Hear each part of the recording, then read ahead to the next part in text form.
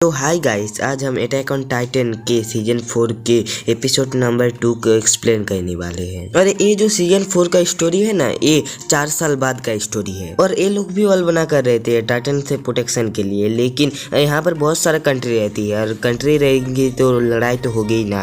ये बात पिछले एपिसोड में कवर करना मैं भूल गया था। एपिसोड की स्टार्टिंग में हमें दिखाया जाता है एक मीटिंग को, वहाँ पर बातें चल रहा होता है। इस बार जो मार्ले का युद्ध था उसमें टाइटनों की काफी बुरी हालत हो चुकी होती है। इससे हमें पता चलता है जो इस समय का लोग है उनके पास ऐसे वेपन आ चुके हैं जिनसे टाइटन को हराया जा सकता है। फिर आगे बात करता है और कहता है अगर कुछ समय बाद लोग ऐसे वेपन बना ले जिससे आसमानों से टाइटन के ऊपर हमला किया जा सकता है तो टाइटन कुछ भी नहीं कर सकते हैं। उसके बाद बोलता है क्या कोई ऐसा टाइटन नहीं है जो हवा में उड़ता है। उसके बाद जीक बोलता है हमें पैराडाइज आइलैंड के मिशन को कंप्लीट करना चाहिए, इससे वहाँ के जो टाइटन है वो मार्ले कंट्रोल करेगा। इस वजह से पूरी दुनिया में मार्ले के जय जयकार होगा और उसके पास इस मिशन को कंप्लीट करने के लिए सिर्फ और सिर्फ 1 ही साल है। उसके बाद कोल्ट को 20 टाइटन की सारी ताकत दे दी जाएगी। उसके बाद अगले सीन में जीक कोल्ट से मिलता है और कहता है वो उसके एजेंट गेट के चक्कर में थोड़ी सी बेइज्जती कर दी है। उसके बाद कोल्ट बोलता है उसके जैसा 20 टाइटन आज तक कोई नहीं बना और वो किसी किंग का वंशज भी नहीं है। फिर वहाँ मार्ले के जनरल में से कोई आ जाता है। उसके बाद वो कहता है एल्ड्रियन के पास कोई भी प्राइवेसी नहीं है, फिर भी वो पागल लोग मार्ले के गुलाम बने रहते हैं। फिर हमें पता चलता है पैराडाइज आइलैंड में 32 शिप भेजे गए हैं, लेकिन वो सभी डिस्ट्रॉय हो गए हैं।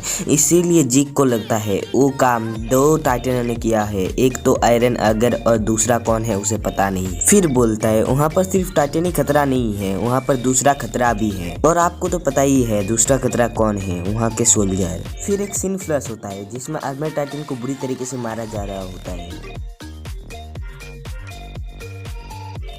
आपको तो पता ही होगा ये सीन पहले के सीजन में था, लेकिन तभी राइनर जाग जाता है। राइनर ये सपना देख रहा था, फिर वो उठ कर देखता है उसके बगल में गैलियार्ड बैठा हुआ है। आपको तो पता ही होगा गैलियार्ड वो है जो पिछले एपिसोड में जो टाइटन बना हुआ था। उसके बाद राइनर उठकर पीक के पास जाता है। पीक वही है जो लास्ट एपिसोड में काट टाइटन बनी हुई थी। अब वो अपने 2 पैरों में चल भी नहीं सकती है। फिर वो बाकी बचे बच्चों से मिलने जाता है। इन्हीं बच्चों को आगे जाकर टाइटनों का पावर दिया जाएगा। उन बच्चों को देखते देखते राइनर को अपना बचपन याद आ जाता है। फिर वो लोग ट्रेन से अपने होम टाउन जाने लगता है। वहाँ पर गावी की बहुत ही ज्यादा तारीफ हो रही होती है क्योंकि उसने 800 एल्ड्रियन को बचाया था।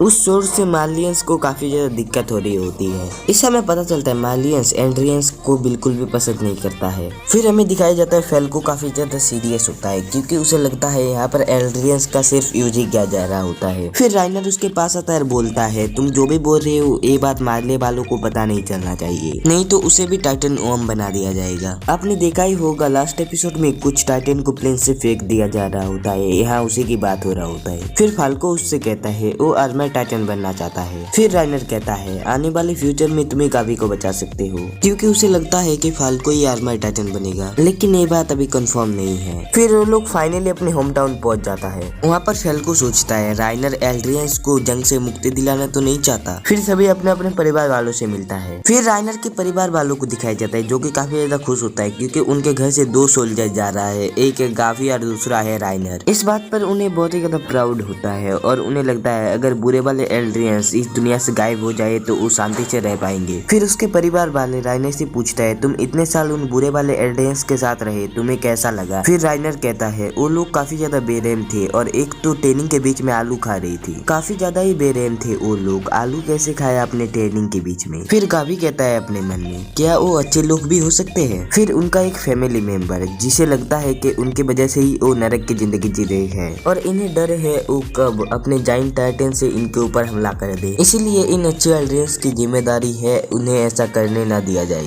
और इन्हें लगता है वो उन्हें छोड़ के उस आइलैंड पर चले गए और इसका सजा उन लोगों को दिए जाना चाहिए। इससे हमें पता चलता है पुराने एपिसोड में जो एल्ड्रियंस है सिर्फ वही टाइटन बन गए हैं और वो ये जगह छोड़ के जा चुके हैं। इसी वजह से शायद ये लोग उन्हें बुरे लोग कहते हैं और इसी वजह से इन्हें यहाँ गुलाम बनकर रहना पड़ रहा है। इसी वजह से शायद ये लोग मार्ले वालों की मदद कर रहा है। फिर सभी मेन लोगों को बुला कर मीटिंग कर रहा होता है। वहाँ पर बातें चल रहा होता है, अगर मार्ले की ताकत कम हो गया तो एल्ड्रियन पर भी खतरा आ जाएगा। इन्हें फाउंडिंग टाइटन को ढूंढना पड़ेगा और पूरे दुनिया को याद दिलाना पड़ेगा पैराडाइज आइलैंड खतरा है पूरे दुनिया के लिए। और इसमें हमारी मदद करेगी टाइबर फैमिली। ये जो टाइबर फैमिली है इनके पास और हैमर टाइटन है। ये जो टाइबर फैमिली है इनका नाम मशहूर है पूरी दुनिया में किंग फ्लिंट को और से हटाने के लिए। वो अगर बोलेंगे तो पूरी दुनिया जरूर सुनेगी। फिर वहाँ डिस्कस होता है लिबेरियो में एक फेस्टिवल मनाया जाएगा जिसमें पूरी दुनिया से वीआईपी लोगों को बुलाया जाएगा, जिसमें टाइबर फैमिली अनाउंस करेगी और वो अनाउंस होगी 1 साल के अंदर हम लोग पैराडाइज आइलैंड पर कब्जा कर लेंगे। फिर राइनर बाहर निकल कर सोचता है क्या उसे दोबारा उस आइलैंड पर जाना पड़ेगा। फिर हमें फेल्को और गावी को दिखाया जाता है जो आपस में लड़कर ट्रेनिंग कर रहा होता है, लेकिन गावी फेल्को को नीचे गिरा देता है। तो इसी के साथ आज का एपिसोड खत्म होता है। अगर आपको आज का एपिसोड पसंद आया तो लाइक शेयर एंड सब्सक्राइब कर देना।